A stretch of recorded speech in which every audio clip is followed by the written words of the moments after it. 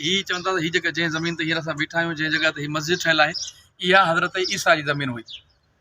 ऐं इन जगह ते बीबी मरियम जो घर बि हुयो ऐं इन जगह ते उहो पत्थर बि मौजूदु आहे इंशाल्लाह, जंहिंजी पाण ज़ियारत कंदासीं, जंहिं ते बीबी हज़रत ईसा खे सुम्हारियो हुयो।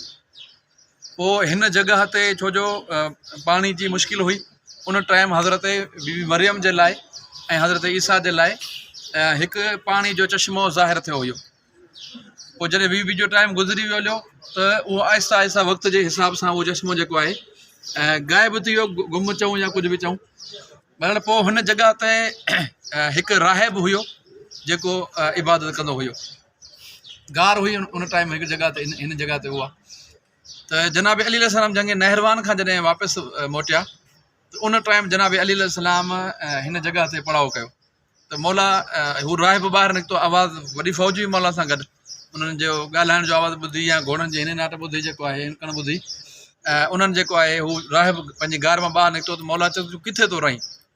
चई आऊं जेको आहे हिन गार में रहां थो ऐं मूंखे वॾी मुश्किल आहे। मौला फरमाए थो त हिन जगह ते मौला चयो त तूं मस्जिद ठाराए, पर जेको मस्जिद तोखे माण्हू ठाराए ॾे हीअ पोइ उन जो नालो ई हिन मस्जिद ते रखिजांइ।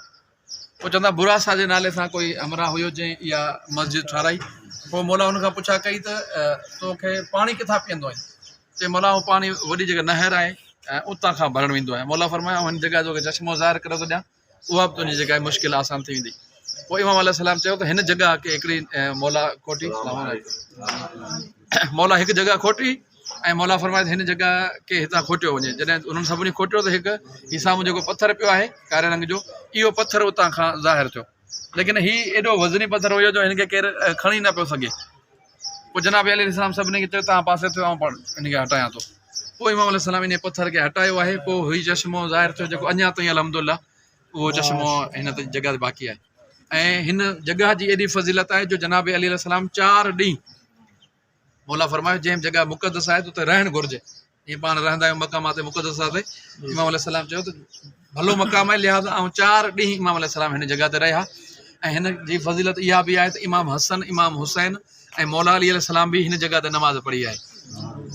ऐं हिन जगह ते उहो ई लश्कर अची सघे थो, या कंहिं नबी जो लश्कर हुजे या उनजे वसी जो हुजे।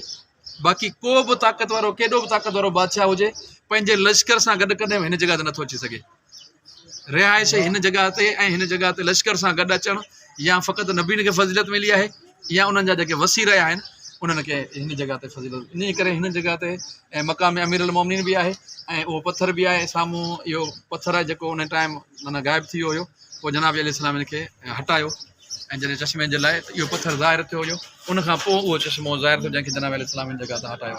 इंशाअल्लाह बरकतूं मस्जिद तही आहे, मस्जिद बुरासा तही आहे, मस्जिद बुरासा जो बरकतूं पढ़ंदासीं ऐं चश्मे जो पाणी पीअंदासीं। चश्मे जो पाणी हीअं इहो कंदा आहिनि जो हुतां खणी ऐं इन पथर ते हणी पोइ हितां वरी भरे आहे पोइ पीअंदा आहिनि पाणी। ऐं साम्हूं हीउ पथर आहे जंहिं ते हज़रत ईसा खे